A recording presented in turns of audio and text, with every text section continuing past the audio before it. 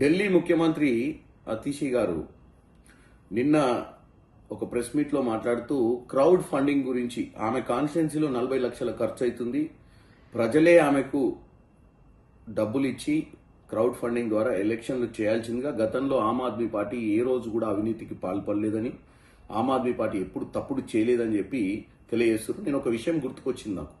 ఎందుకంటే మా రాష్ట్రానికి అంటే తెలంగాణ రాష్ట్రానికి సంబంధించినటువంటి ఎమ్మెల్సీ కవిత గారు, ముఖ్యమంత్రి అప్పుడున్నటువంటి కేసీఆర్ గారి కుమార్తె ఆ రోజు సౌత్ గ్రూప్ ద్వారా ఢిల్లీ లిక్కర్ స్కామ్ గనక ఒకవేళ పట్టుబడి ఉండకపోయి ఉంటే ఈరోజు ఆమ్ ఆద్మీ పార్టీకి పరిస్థితి వచ్చి ఉండేదేమో ఉండకపోయేమోనన్న ఒక కారణం చేత నేను, ఎందుకంటే నాకు గుర్తుకుంది, నేను కూడా గోవా ఎలక్షన్లో క్రియాశీలకంగా పనిచేసిన. ఆమ్ ఆద్మీ పార్టీ వల్లనే గోవాలో బీజేపీ ప్రభుత్వం వచ్చింది.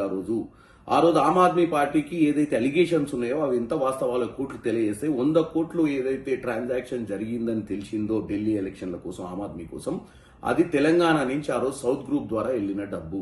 ఆ డబ్బు వల్ల ఈ రోజు బీజేపీ అధికారంలో ఉందని మనం గుర్తు చేసుకోవాలి.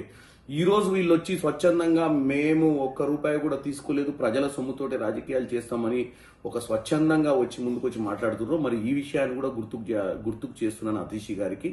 ఆమెకు నా బెస్ట్ ఆఫ్ లక్.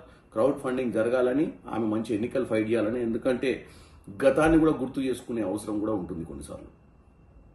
ఢిల్లీ ముఖ్యమంత్రి అతిషి గారు నిన్న ఒక ప్రెస్ మీట్లో మాట్లాడుతూ క్రౌడ్ ఫండింగ్ గురించి ఆమె కాన్స్టిట్యున్సీలో 40 లక్షల ఖర్చు అవుతుంది, ప్రజలే ఆమెకు డబ్బులు ఇచ్చి క్రౌడ్ ఫండింగ్ ద్వారా ఎలక్షన్లు చేయాల్సిందిగా, గతంలో ఆమ్ ఆద్మీ పార్టీ ఏ రోజు కూడా అవినీతికి పాల్పడలేదని, ఆమ్ ఆద్మీ పార్టీ ఎప్పుడు తప్పుడు చేయలేదని చెప్పి తెలియజేస్తున్నారు. నేను ఒక విషయం గుర్తుకొచ్చింది నాకు. ఎందుకంటే మా రాష్ట్రానికి అంటే తెలంగాణ రాష్ట్రానికి సంబంధించినటువంటి ఎమ్మెల్సీ కవిత గారు, ముఖ్యమంత్రి అప్పుడున్నటువంటి కేసీఆర్ గారి కుమార్తె ఆ రోజు సౌత్ గ్రూప్ ద్వారా ఢిల్లీ లిక్కర్ స్కామ్ గనక ఒకవేళ పట్టుబడి ఉండకపోయి ఉంటే ఈరోజు ఆమ్ ఆద్మీ పార్టీకి పరిస్థితి వచ్చి ఉండేదేమో ఉండకపోయేమోనన్న ఒక కారణం చేత నేను, ఎందుకంటే నాకు గుర్తుకుంది, నేను కూడా గోవా ఎలక్షన్లో క్రియాశీలకంగా పనిచేసిన. ఆమ్ ఆద్మీ పార్టీ వల్లనే గోవాలో బీజేపీ ప్రభుత్వం వచ్చింది.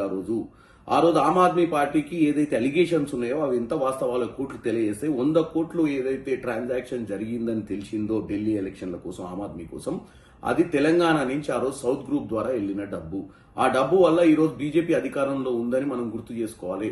ఈ రోజు వీళ్ళు వచ్చి స్వచ్ఛందంగా మేము ₹1 కూడా తీసుకోలేదు, ప్రజల సొమ్ముతోటి రాజకీయాలు చేస్తామని ఒక స్వచ్ఛందంగా వచ్చి ముందుకు వచ్చి మాట్లాడుతున్నారు. మరి ఈ విషయాన్ని కూడా గుర్తుకు చేస్తున్నాను అతిషి గారికి. ఆమెకు నా best of luck. Crowd funding జరగాలని, ఆమె మంచి ఎన్నికలు ఫైట్ చేయాలని, ఎందుకంటే గతాన్ని కూడా గుర్తు చేసుకునే అవసరం కూడా ఉంటుంది కొన్నిసార్లు.